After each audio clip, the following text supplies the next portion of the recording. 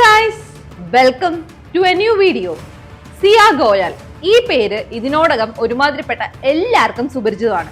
കാരണം ഈ പെൺകുട്ടി ഒരു പാവപ്പെട്ട ഒന്നും അറിയാത്തൊരു പയ്യനെ കൊലപ്പെടുത്തി. അപ്പോൾ ആ വാർത്ത എല്ലാവരും ഈ ഒരു സമയത്ത് അറിഞ്ഞിട്ടുണ്ടാവും. കാരണം അതൊരു സെൻസേഷണൽ ന്യൂസ് ആയിരുന്നു.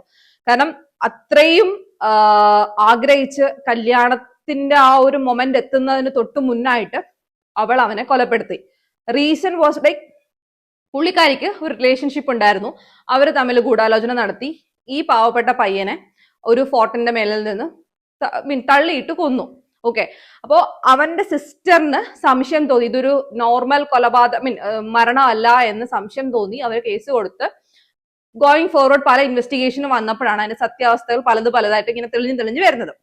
And as part of that നമ്മൾ കുറെ കാര്യങ്ങൾ അറിഞ്ഞു. അതായത് ഇതിനു മുന്നേ പുള്ളിക്കാരി ഇങ്ങനെ ഒരു അറ്റംപ്റ്റിന് ശ്രമിച്ചിട്ടുണ്ടായിരുന്നു. അപ്പോ അതെന്തോ മിസ്സായി. അപ്പൊ അന്നേരമൊക്കെ അവൾ ഭയങ്കര ടാക്ട് ചെയ്യുന്നത് അയ്യോ അത് ഞാൻ പർപ്പസ്ഫുള്ളി ചെയ്തതല്ല, അത് അങ്ങനെയല്ല ഇങ്ങനെയല്ല എന്നൊക്കെ പറഞ്ഞ് പല പല പല രീതിക്ക് പുള്ളിക്കാരി ലൈക്ക് അവളുടെ ഭാഗം ന്യായീകരിക്കാൻ ശ്രമിക്കുന്നുണ്ടായിരുന്നു. അപ്പൊ ഇപ്പോ ഈ ഒരു കേസിൽ അല്ലെങ്കിൽ പെർട്ടിക്കുലർലി എന്തിന് ഇവനെ കൊലപ്പെടുത്താനായിട്ട് ഇവള് ശ്രമിച്ചു എന്നുള്ളൊരു റീസൺ പുള്ളിക്കാരി പോലീസിനോട് പറഞ്ഞതാണ് ഇപ്പോ വീണ്ടും ടോക്കായിട്ട് വരുന്നത്. അതായത് ഇവൻ ഇത്രയും കാശുകാരനാണ്, അവള് ഫിൽത്തി റിച്ച് ഫാമിലിയാണ്, പക്ഷെ പുള്ളിക്കാരൻ വിഗ് വെച്ചിട്ടുണ്ടായിരുന്നു. അത് അവൾക്ക് ഒരിക്കലും അക്സെപ്റ്റ് ചെയ്യാൻ പറ്റിയിട്ടില്ലായിരുന്നു. അതായത് അവൻ വിഗ് വച്ചേക്കുന്നത് അവൾക്കൊരു നാണക്കേടായിരുന്നു. ഓൾസോ അവൻ സംസാരിക്കുന്നതിൽ വിക്ക് ഉണ്ടായിരുന്നു. ഓക്കെ, അപ്പോ ഇതൊന്നും പുള്ളിക്കാരിക്ക് അക്സെപ്റ്റ് ചെയ്യാൻ പറ്റില്ല. ഓക്കെ, ആ ഒരു റീസൺസ് കൊണ്ടിട്ടാണ് അവള് അവനെ കൊലപ്പെടുത്താൻ ശ്രമിച്ചതെന്നാണ് പോലീസിനോട് പറഞ്ഞിരിക്കുന്നത്.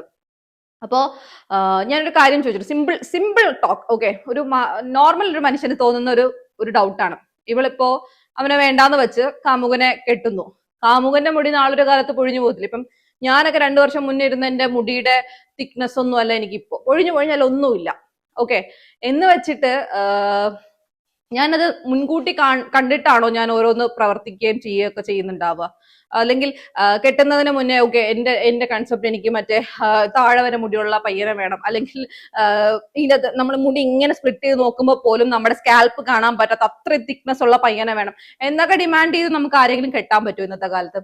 ഓക്കെ, പുള്ളിക്കാരുടെ ഇഷ്ടങ്ങൾ അതായിരുന്നു. ഓൾസോ നെക്സ്റ്റ് എന്ന് പറയുന്നത് പയ്യന് സംസാരിക്കുന്നതിൽ വിക്ക് ഉണ്ടായിരുന്നു. അപ്പൊ അവൾക്കത് അക്സെപ്റ്റ് ചെയ്യാൻ പറ്റുന്നതല്ല. ഇത് ഇവർ പറയുന്നു ഇവര് ഫാമിലി ഫ്രണ്ട്സ്, അല്ലെങ്കിൽ ഇവർക്ക് മുന്നേ അറിയാമായിരുന്നു, അല്ലെങ്കിൽ ഓക്കെ ഒരു കല്യാണം ഇന്ന് തീരുമാനിച്ച് നാളെ കല്യാണം നടത്തുന്നതല്ല. ഇവര് തന്നെ ഗോയിങ് ഫോർവേഡ് സംസാരിച്ച് ഇത്രയും ടൈം കഴിഞ്ഞിട്ടാണ് അവരുടെ കല്യാണം ഉറപ്പിക്കുന്നത്.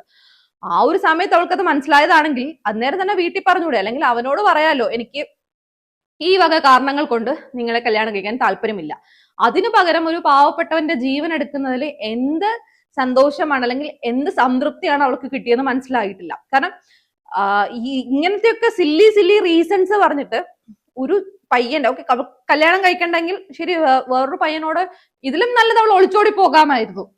അതിൽ പിന്നെയും ഒരു അന്തസ് ഉണ്ടായിരുന്നു. പക്ഷെ ഒരു പാവപ്പെട്ടവന്റെ ജീവൻ എടുത്തിട്ടായിരുന്നെങ്കിൽ എന്തിനാ ചെയ്തു? അവന് ഇനിയും എന്തോരം ലൈഫ് ബാക്കി കിടക്കുന്നു ജീവിക്കാനായിട്ട്. ഇവൾക്ക് വേണ്ടിയിട്ട് അവൻ എന്തൊക്കെ കാര്യങ്ങളാണ് ചെയ്തത്.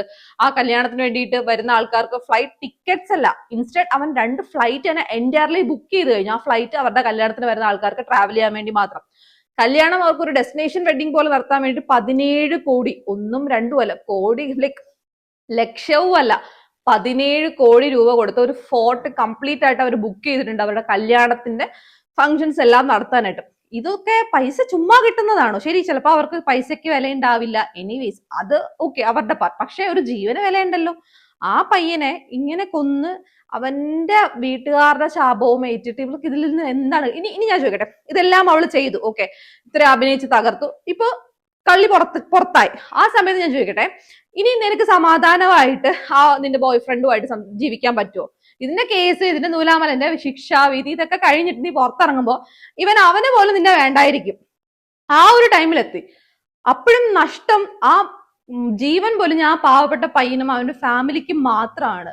ഇങ്ങനെയൊക്കെ റീസൺ പറഞ്ഞിട്ട് നിനക്ക് വേണ്ടാന്നുണ്ടെങ്കിൽ ആദ്യമേ അത് അവോയ്ഡ് ചെയ്യായിരുന്നു. പക്ഷെ ആശ കൊടുത്തിട്ട് ആ പാവപ്പെട്ടവന് ജീവനും കൊണ്ട് ഓടേണ്ട ഒരു കാര്യം ഉണ്ടായിരുന്നില്ല. ലൈക്ക് ഇതിനൊക്കെ ശിക്ഷ നിയമം അനുശാസിക്കുന്ന ഏറ്റവും വലിയ ശിക്ഷകൾ തന്നെ കൊടുക്കണം എന്നാണ് ഞാൻ പേഴ്സണലി ഞാൻ ഉന്നയിക്കുന്നത്.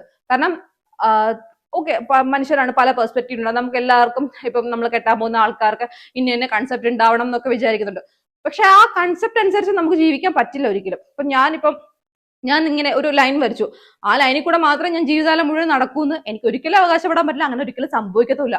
ഡീവിയേഷൻസ് ഉണ്ടാവും, ലൈഫാണ്, പല അഡ്ജസ്റ്റ്മെന്റ്സ് ഉണ്ടാവും. എന്ന് വെച്ചാൽ എല്ലാം നമ്മൾ അഡ്ജസ്റ്റ് ചെയ്യണമെന്നും പറയുന്നില്ല. പക്ഷേ ഒരു പയ്യന് ജീവൻ എടുക്കുന്നിടത്തോളം അഡ്ജസ്റ്റ്മെന്റ് അല്ലെങ്കിൽ വിട്ടുവീഴ്ച ചെയ്യാൻ പറ്റായികയൊന്നും സംഭവിക്കാൻ പാടില്ല. ഓക്കെ, എനിവേസ്, ഇനി ഇങ്ങനൊരു ഇൻസിഡന്റ് ഈ ലോകത്ത് തന്നെ നടക്കാതിരിക്കാൻ നമുക്ക് പ്രാർത്ഥിക്കാം. അതേ നമ്മളെ കൊണ്ടൊക്കെ ചെയ്യാൻ പറ്റുള്ളൂ. അപ്പോൾ ഓക്കെ, ബൈ.